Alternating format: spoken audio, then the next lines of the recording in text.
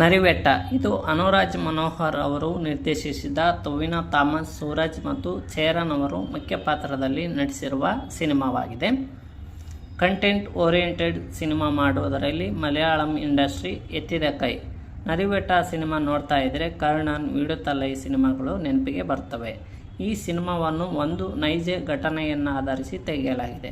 ನರಿಬೆಟ್ಟ ಸಿನಿಮಾದಲ್ಲಿ ಆದಿವಾಸಿಗಳು ತಮ್ಮ ಭೂಮಿ ಹಕ್ಕಿಗಾಗಿ ಹೋರಾಟ ಮಾಡ್ತಾ ಇರ್ತಾರೆ. ಆ ಹೋರಾಟವನ್ನು ಹತ್ತಿಕ್ಕಲು ಪೊಲೀಸರು ಅವರ ಮೇಲೆ ಯಾವ ರೀತಿ ದಾಳಿ ಮಾಡುತ್ತಾರೆ ಎನ್ನುವುದನ್ನು ಸಿನಿಮಾದಲ್ಲಿ ನೋಡ್ಬೋದು. ಆದಿವಾಸಿಗಳನ್ನು ಸರ್ಕಾರ ಯಾವ ರೀತಿ ಕಾಣುತ್ತೆ ಎನ್ನುವುದಕ್ಕೆ ಈ ಸಿನಿಮಾ ಸಾಕ್ಷಿಯಾಗಿದೆ.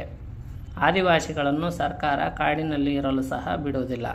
ಮತ್ತು ಕಾಡಿನಿಂದ ಹೊರಗೆ ಬದುಕಬೇಕಾದರೆ ಅವರ ಭೂಮಿ ಹಕ್ಕನ್ನೇ ಕಸಿದುಕೊಂಡಿದೆ. ಕಾಡಿನಲ್ಲಿ ಸಿಗುವ ಜೇನುತುಪ್ಪವನ್ನು ಮಾತ್ರ ಆದಿವಾಸಿಗಳು ತೆಗೆಯಬಹುದು. ಅದು ಬಿಟ್ಟು ಅವರಿಗೆ ಬದುಕು ನಡೆಸಲು ಯಾವುದೇ ಆದಾಯವಿಲ್ಲ. ಅದಕ್ಕಾಗಿ ಅವರು ಭೂಮಿಗಾಗಿ ಹೋರಾಟ ಮಾಡ್ತಾ ಇರ್ತಾರೆ. ಸರ್ಕಾರ ಭೂಮಿ ನೀಡುವ ಬದಲಾಗಿ ಅವರ ಪ್ರಾಣವನ್ನೇ ತೆಗೆದುಕೊಳ್ಳುತ್ತದೆ.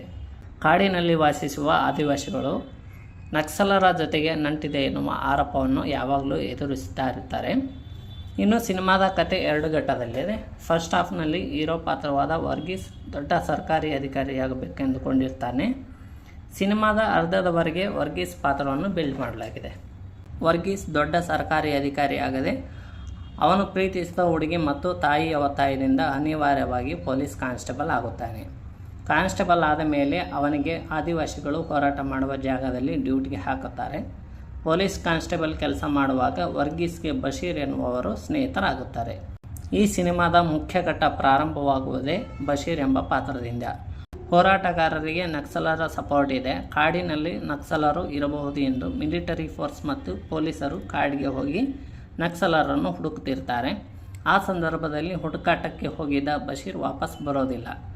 ಯಾಕೆಂದು ವರ್ಗೀಸ್ ಯೋಚನೆ ಮಾಡ್ತಾ ಅವರ ಮೇಲಾಧಿಕಾರಿಗೆ ಬಶೀರ್ನನ್ನು ಹುಡುಕಲು ಯಾರಿಗಾದರೂ ಕಳಿಸಿ ಎಂದು ಹೇಳುತ್ತಾನೆ. ಅದಕ್ಕೆ ಅವರು ಒಪ್ಪಿಗೆ ನೀಡುವುದಿಲ್ಲ. ಆಮೇಲೆ ವರ್ಗೀಸ್ಗೆ ಗೊತ್ತಾಗುತ್ತದೆ ಬಶೀರ್ ಜೊತೆ ಇದ್ದ ಮಿಲಿಟರಿ ಆಫೀಸರ್ ಬಶೀರ್ನನ್ನು ಕೊಲೆ ಮಾಡಿದ್ದಾರೆ ಎಂದು. ಇಲ್ಲಿಂದ ಆದಿವಾಸಿಗಳ ಮೇಲೆ ಪೊಲೀಸರು ದಾಳಿ ಮಾಡಲು ಪ್ರಾರಂಭಿಸಿ ಸಣ್ಣ ಮಕ್ಕಳು, ಮಹಿಳೆಯರು ಎಂದು ನೋಡದೆ ಸಿಕ್ಕವರನ್ನು ಶೂಟ್ ಮಾಡ್ತಾರೆ. ಆ ಸಂಘರ್ಷದಲ್ಲಿ ಅನೇಕ ಆದಿವಾಸಿಗಳು ಸಾಯುತ್ತಾರೆ. ಸತ್ತವರನ್ನು ಕಾಡಿನಲ್ಲಿ ಒಂದು ಗುಂಡಿ ತೆಗೆದು ಪೊಲೀಸರು ಮುಚ್ಚುತ್ತಾರೆ. ಇದನ್ನೆಲ್ಲ ನೋಡಿದ ವರ್ಗೀಸ್ ಸುಮ್ಮನೆ ಇರಲ್ಲ. ಅವನು ಕಾನೂನು ಹೋರಾಟಕ್ಕೆ ಮುಂದಾಗುತ್ತಾನೆ. ಸಿನಿಮಾದ ಮೊದಲ ಭಾಗ ಸ್ವಲ್ಪ ಸ್ಲೋ ಆಗಿ ಹೋಗುತ್ತೆ. ಆದರೆ 2ನೇ ಭಾಗ ಪ್ರೇಕ್ಷಕರಿಗೆ ಕ್ಯೂರಿಯಾಸಿಟಿ ಬಿಲ್ಡ್ ಮಾಡಿ ಸಿನಿಮಾ ಅವರನ್ನು ಹಿಡಿದಿಟ್ಟುಕೊಳ್ಳುತ್ತದೆ. ಸಿನಿಮಾದಲ್ಲಿ ನಟಿಸಿರುವ ಎಲ್ಲರ ಪರ್ಫಾರ್ಮೆನ್ಸ್ ಸಖತ್ತಾಗಿದೆ. ಸಾಮಾನ್ಯವಾಗಿ ಡಬ್ಬಿಂಗ್ ಹಾಡುಗಳು ಅಷ್ಟೊಂದು ಚೆನ್ನಾಗಿರುವುದಿಲ್ಲ. ಆದರೆ ನರಿಬೆಟ್ಟ ಸಿನಿಮಾದಲ್ಲಿ ಬರುವ ಆದಿವಾಸಿಗಳ ಬಗೆಗಿನ ಹಾಡು ತುಂಬ ಚೆನ್ನಾಗಿದೆ. ಈ ಹಾಡು ಕೇಳಿದರೆ ಡಬ್ಬಿಂಗ್ ಮಾಡಿರುವುದು ಅಂತ ಅನಿಸೋದೇ ಇಲ್ಲ, ಕನ್ನಡದಲ್ಲೇ ಬರೆದ ಹಾಡು ಅಂತ ಅನಿಸುತ್ತೆ. ಸಿನಿಮಾದ ಕ್ಲೈಮ್ಯಾಕ್ಸ್ನಲ್ಲಿ ಆದಿವಾಸಿಗಳಿಗೆ ಪೊಲೀಸರು ಮಾಡಿದ ಅನ್ಯಾಯವನ್ನು ವರ್ಗೀಸ್ ಕೋರ್ಟ್ನಲ್ಲಿ ಹೇಳುತ್ತಾನೆ. ಕೋರ್ಟ್ನಿಂದ ತನಿಖೆಯಾಗಿ ಪೊಲೀಸ್ ಅಧಿಕಾರಿ ಚೇರನ್ಗೆ ಶಿಕ್ಷೆಯಾಗುತ್ತದೆ. ಸಿನಿಮಾದ ಕೊನೆಯಲ್ಲಿ ಅದ್ಭುತ ಹಾಡಿನ ಮೂಲಕ ರ್ಯಾಪರ್ ವೇಡನ್ ಅವರ ಎಂಟ್ರಿ ಆಗುತ್ತೆ. ವೇಡನ್ ಹಾಡಿದ ಹಾಡು ಇಡೀ ಸಿನಿಮಾದ ಎಲ್ಲ ವಿಷಯವನ್ನು ಹೇಳುತ್ತದೆ.